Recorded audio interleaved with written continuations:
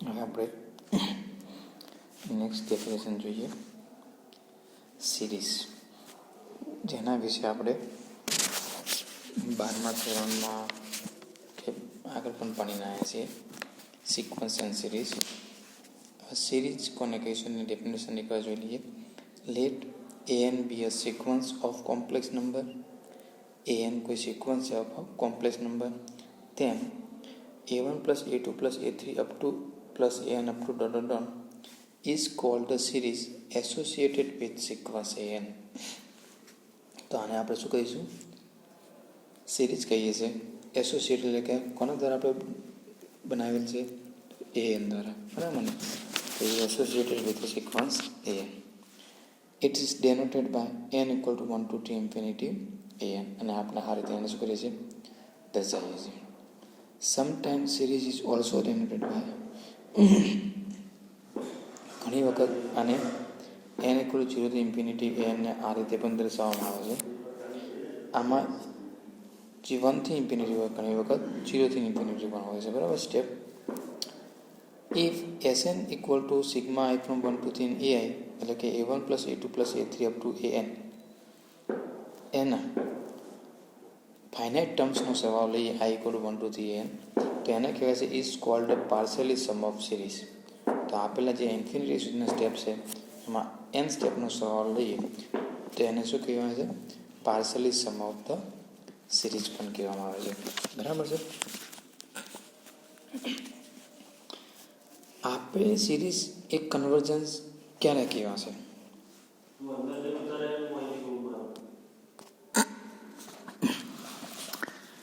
Late i sigma 1 to infinity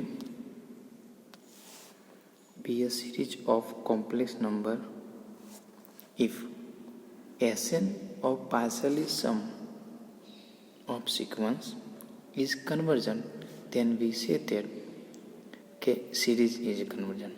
હવે એનો જે પાર્શિયલી સમ આપણે લઈએ છીએ એ પાર્શિયલી સમ જો કન્વર્જન્ટ હોય તો આપણે શું કહીશું?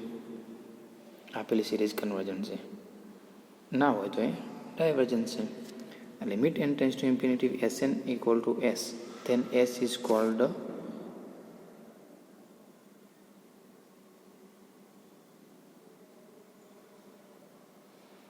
sum of series n equal 1 to infinity.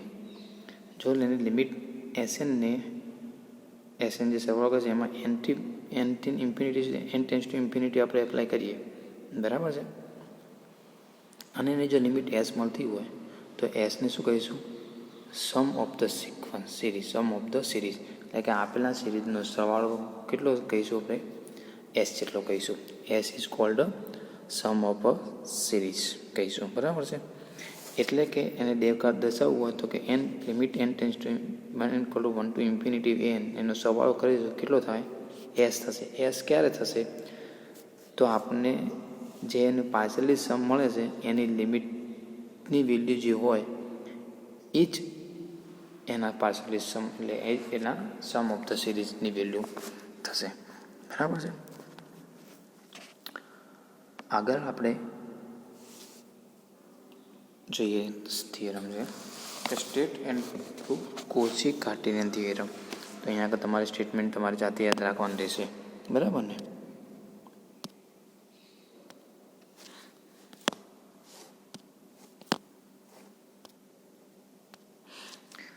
શું છે?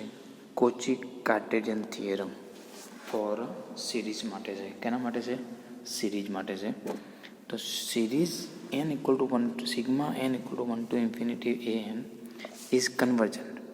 હવે આપણે આ સિરીઝોને કન્વર્જન્ટ અને ડાયવર્જન્ટ પ્રૂવ કરવા માટે છે ને બધા મોસ્ટ ઓફ થિયરમનો જ ઉપયોગ થતો હશે, બરાબર છે?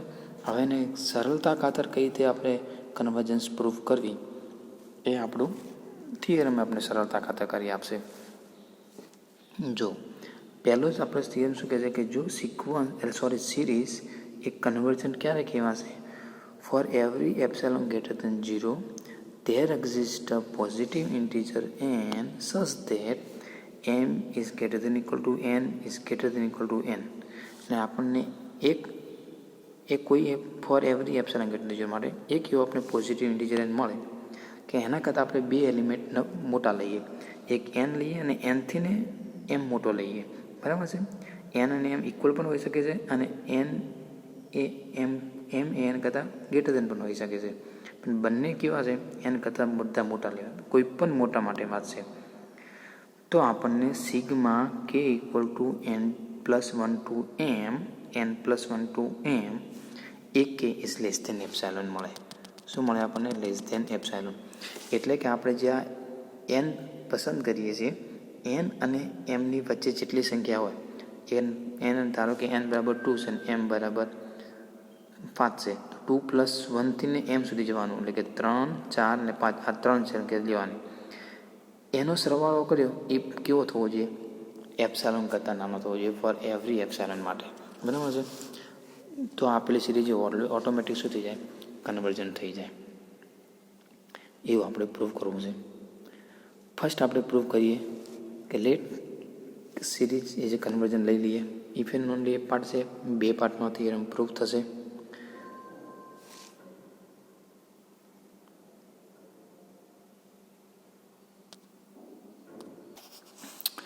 આ પહેલાં આપણે લઈ લઈએ, સારો કે સિરીઝ શું છે? કન્વર્જન છે.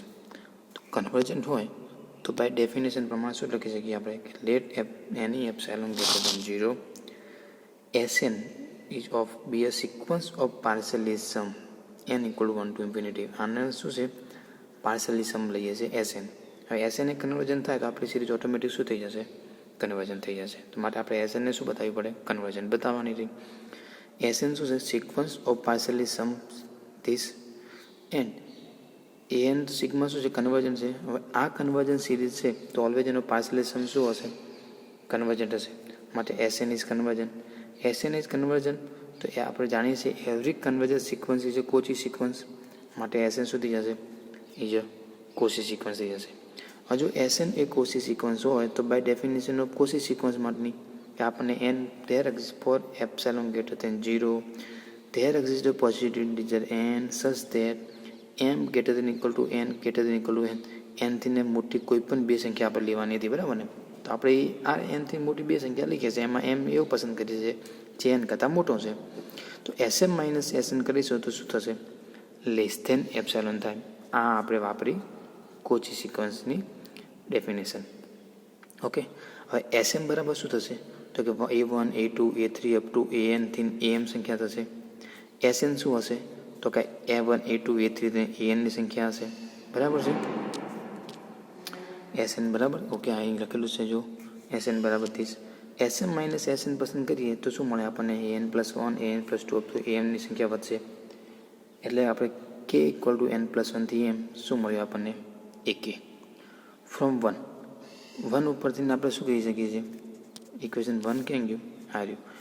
Sm માઇનસ Sn તો લેવા કેવા છે? લેસ ધેન એપ્સાયલોન છે. તો Sm માઇનસ Snની વેલ્યુ બરાબર આપણે શું મળી અહીંયા આગળ? k ઇક્વલ ટુ n+1 થી m ak. એના પુટ કરી દઈએ. માટે if m is greater than equal to n greater than equal to n implies that Sm minus Snની જગ્યાએ mod of k equal to n+1 થી m ak is less than epsilon.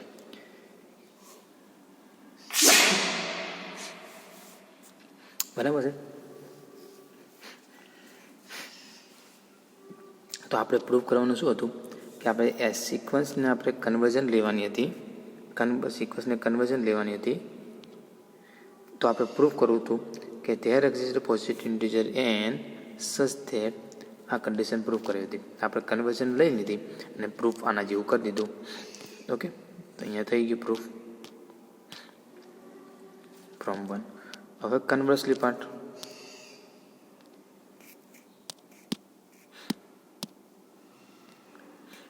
હવે આપણે શું લઈશું? આ કન્ડિશન લઈ લઈશું અને સિરીઝને શું બતાવીશું? કન્વર્જન બતાવીશું. સિરીઝને કન્વર્જન બનાવવા માટે એની પાર્શિયલી સમને કન્વર્જન બતાવવું પડશે, બરાબર છે. તો એ નાનું જ છે. For epsilon greater than 0 there exist positive integer n such that m is greater than equal to n greater than equal to n મોડમાં sigma k equal to n+1 થી ak is less than epsilon. બરાબર છે. એટલે શું થઈ ગયું? Sm minus Sn is less than epsilon. S n minus S n epsilon તો S n શું થઈ ગયું, કોચી સિક્વન્સ ઇન આર થઈ ગઈ કહેવાય, અથવા તો સીમાં હશે અથવા તો આરમાં હશે. આ કેમ? કારણ કે આ કન્ડિશન કોની છે? કોચી સિક્વન્સની છે. આ કન્ડિશન કેની છે? કોચી સિક્વન્સની ડેફિનેશન છે. ડેફિનેશન સેટિસ્ફાઈડ કરે છે માટે આપણી સિક્વન્સ શું થઈ ગઈ કહેવાય? કન્વર્જન થઈ ગઈ કહેવાય.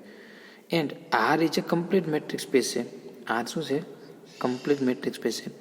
આ પોઈન્ટ તમે લાસ્ટ લેક્ચર છે ને, લાસ્ટ લેક્ચર એના એટલે કે પેજ નંબર 204, પેજ નંબર શું છે 204 ઉપર ડેફિનેશન આપેલી છે.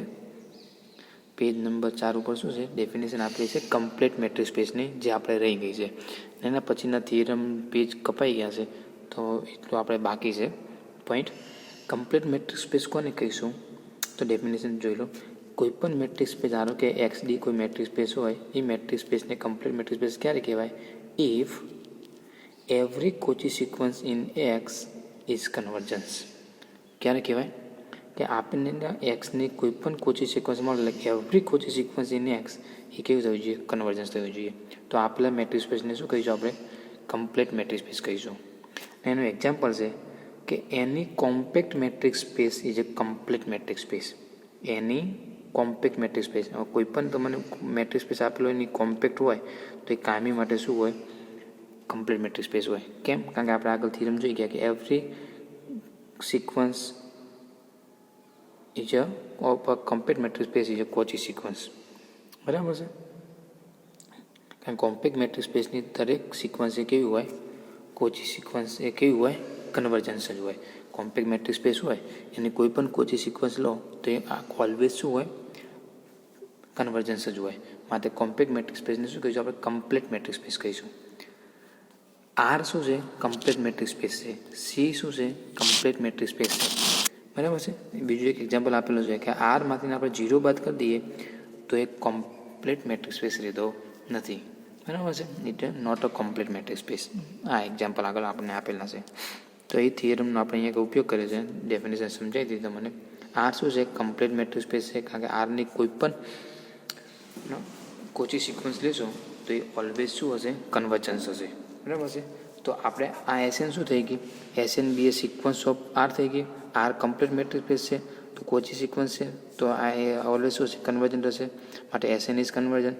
માટે every Cauchy sequence is convergent in complete metric space. માટે શું થશે? કન્વર્જન્ટ હશે. હવે એનો પાર્શિયલ સમ કન્વર્જન થઈ ગયો તો ઓલવેઝ એની સિરીઝ શું થવાની? કન્વર્જન્ટ થવાની. By definition of conversion.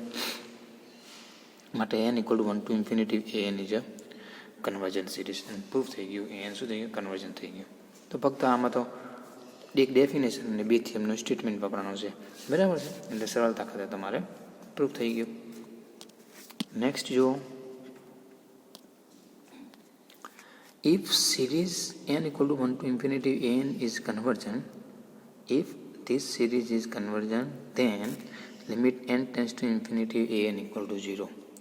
limit n tends to infinity an = 0.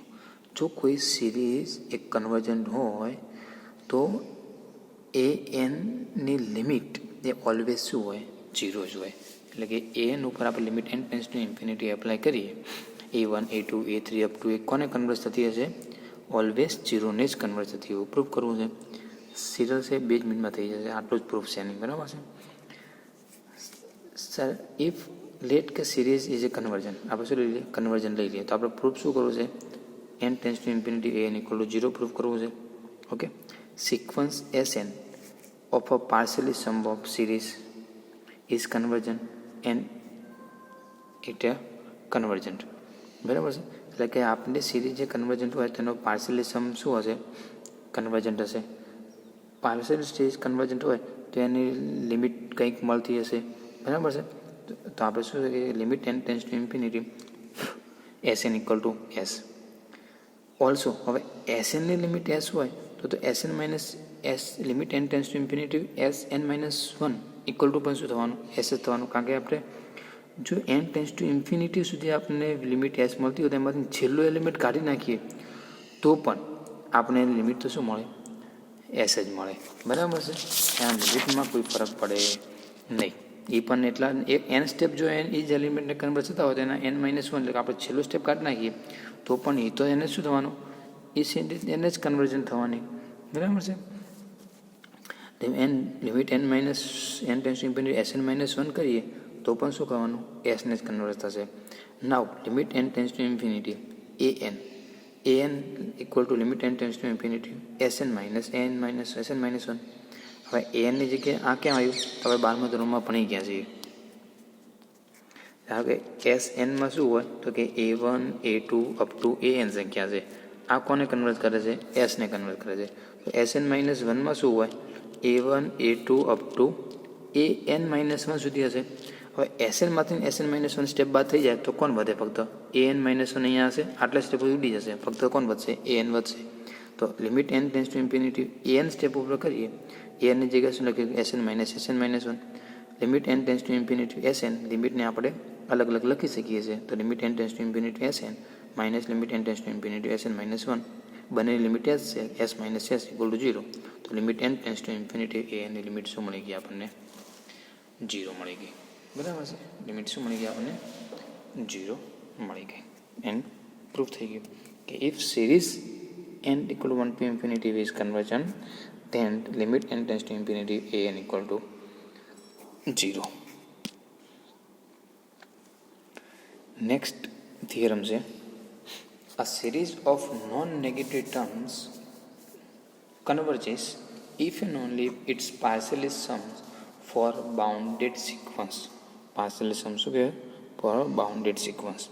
જો આપણને કોઈ સિરીઝ આપેલી હોય અને એનું કેવું છે, નોન નેગેટિવ ટર્મ્સ કન્વર્જિસ, એની નોન નેગેટિવ ટર્મ્સ લઈએ એ કેવી હોય, એટલે બધા સ્ટેપ પોઝિટિવ લેવાના. એ કન્વર્જિસ હોય ક્યારે હોય તો its partially sums from bounded sequence. From શું બાઉન્ડ, એટલે કે એની પાર્શિયલી સમ્સને શું મળવું જોઈએ આપણને, બાઉન્ડેડ સિક્વન્સ મળવું જોઈએ. તો આપણે લઈ લઈએ, લેટ કે n equal to 1 to infinity an is series of non negative terms. ધારો કે બધી સિરીઝની કેવી છે, નોન નેગેટિવ ટર્મ્સ છે અને એ શું છે, કન્વર્જિસ છે. All an is greater than equal 0. એમાં કોઈ નેગેટિવ ટર્મ્સ છે નહીં, ફક્ત પોઝિટિવ ટર્મ્સ માટે જ આ થિયરમ લાગુ પડશે. સિરીઝની બધી જ કેવી હોવી જોઈએ, નોન નેગેટિવ ટર્મ્સ હોવી જોઈએ. નેગેટિવ હોય સિરીઝમાં ટર્મ્સ તો એના માટે આ થિયરમ લાગુ પડશે નહીં. Since n equal to 1 to infinity is convergent, we show that કે partially sums from is bounded sequence. Partially સમ્સમાં જે આપણે સિક્વન્સ મળશે એ સિક્વન્સને શું થયું કે જોઈએ, બાઉન્ડેડ થવું જોઈએ. A sequence Sn is a partial sum શું થઈ ગયું, of an plus 1 is conversion. Okay, હવે જો n equal to 1 to infinity series conversion છે, તેના પાર્શિયલી સમ્સને આપણે બાઉન્ડેડ સાબિત કરવું છે. તો હવે જો સિરીઝ જે કન્વર્જન્ટ હોય તો બાય ડેફિનેશન સિરીઝ કન્વર્જન ક્યારે થાય, એનો પાર્શિયલી સમ્સ કન્વર્જન્ટ હોય તો એનો સારો કે આપણે Sn શું છે, એનો પાર્શિયલી સમ્સ હોય. We show that કે partially sums is a bounded sequence. Sequence Sn is a partially sums of, ધારો કે આપણે Sn શું છે, આપેલી સિરીઝનો બાઉન્ડેડ પાર્શિયલી સમ્સ છે. પાર્શિયલી સમ્સને આપણે શું કહી દઈએ, Sn કહી દઈએ. તો Sn ઓલવેઝ શું થવાનું, કન્વર્જન થશે. એન્ડ વી નો ધેટ કે every conversion sequence is bounded. આપણે આગળ પ્રૂફ કરીને આવ્યા કે એવરી કન્વર્જન સિક્વન્સ તો કોઈ હોય બાઉન્ડેડ હોય તો Sn ઓટોમેટિક શું થઈ ગયું, બાઉન્ડેડ થઈ ગયું. એમાં બેથી કશું સિમ્પલી હતી, ડેફિનેશનનો ઉપયોગ કરવાનો. કન્વર્જન કોઈ પણ સિરીઝ કન્વર્જન ક્યારે થાય, તેની પાર્શિયલી સમ કન્વર્જન્ટ હોય તો બાય ડેફિનેશન આપણે કન્વર્જન્સની આપણે હાલત જઈને આવ્યા. હવે Sn કન્વર્જન થઈ ગઈ તો Sn કન્વર્જન થઈ ગઈ તો આપણે જઈને આવ્યા છીએ, આપણે આગળ થિયરમ ભણીને આવ્યા કે every conversion sequence is bounded. તો Sn કન્વર્જન્ટ હોય તો ઓલવેઝ ઓટોમેટિક શું થઈ ગઈ, બાઉન્ડેડ થઈ ગઈ. એન થિયરમ ઇઝ એક વન પાર્ટ પૂરો, કન્વર્સ પાર્ટ. લેટ કે Sn નો partially sums of an is bounded. હવે આપણે ધારો કે બાઉન્ડેડ છે તો આપણે શું પ્રૂવ કરવું છે, એ સિરીઝ એ કન્વર્જન્ટ છે. ઓકે, લેટ કે Sn નો partially sums of sigma an is bounded. Bounded હોય તો એની અપરની લોઅર લિમિટ હશે. આપણે શું પ્રૂવ કરવું છે, સો ધેટ કે n equal 1 to infinity an is conversion. એનો અર્થ ઓકે. નાવ આગળ જોઈને Sn માઇનસ Sn-1 બરાબર શું મળે છે, an મળે છે. an is greater than n, an is greater than equal to 0, કારણ કે પોઝિટિવ ટર્મ્સ માટે જ છે. For every n belongs to n, Sn minus Sn-1 equal to an is greater than equal to 0. એનો અર્થ શું થઈ ગયો, n is greater than equal to 0 છે તો એસએનમાંથી એસએન માઇનસ 1 બાદ કરીશું, એ પણ વેલ્યુ કેવી થવાની, એસએન માઇનસ 1 પણ કેવું થશે, ગ્રેટર દેન 0 મળશે. તો SN is always greater than equal to SN minus 1. એનની વેલ્યુ 1 મૂકીએ, 2 મૂકીએ, 3 મૂકીએ તો S1 શું મળશે, S1 is less than equal to S2, S2 is less than equal to S3 up to infinity સુધી જશે. તો આ કેવી થઈ ગઈ કહેવાય, પહેલા સ્ટેપ કરતાં બીજું સ્ટેપ મોટું છે. આ સિક્વન્સ કેવી છે, ઇન્ક્રીઝિંગ સિક્વન્સ છે. કેવી છે, ઇન્ક્રીઝિંગ સિક્વન્સ છે. ઇન્ક્રીઝિંગ સિક્વન્સ હોય તો એને શું કહેવાય, મોનોટોનિકલી ઇન્ક્રીઝિંગ સિક્વન્સ કહેવાય. એન્ડ બાઉન્ડેડ સિક્વન્સ, અને એ કેવું છે, બાઉન્ડેડ તો છે જ. તો every monotonically increasing sequence and bounded હોય તો એ કાયમી માટે કન્વર્જન્ટ હોય. આ એક થિયરનું સ્ટેટમેન્ટ છે જે આપણે ભણવામાં આવ્યું નથી. એટલે કે મોનોટોનિકલી ડેફિનેશન એટલે પેજ કપાઈ ગયા ને એમાં છે, બરાબર. મોનોટોનિકલી ઇન્ક્રીઝિંગ, મોનોટોનિકલી ડિક્રીઝિંગ સિક્વન્સ કોને કહીશું. એન્ડ એના પછી થિયરમ છે કે એ sequence monotonic increasing and boundary sequence હોય તે સિક્વન્સ ઓલવેઝ કેવી હોય, કન્વર્જન્ટ હોય, બરાબર છે. તો આપણે સિરીઝ કે ઓટોમેટિક થઈ ગઈ કન્વર્જન્ટ. ઓકે, આ એક આપણે મોનોટોનિક વાળી ડેફિનેશન પ્લસ કમ્પ્લીટ મેટ્રિક્સ વાળી, આમાં જે 2-4 સ્ટેપ બુક્સમાં મારી પાસે નથી તો એ તમે જોઈ લેજો, બરાબર છે. એટલું સ્ટેપ વસ્તુ તમારા માટે છોડું છું.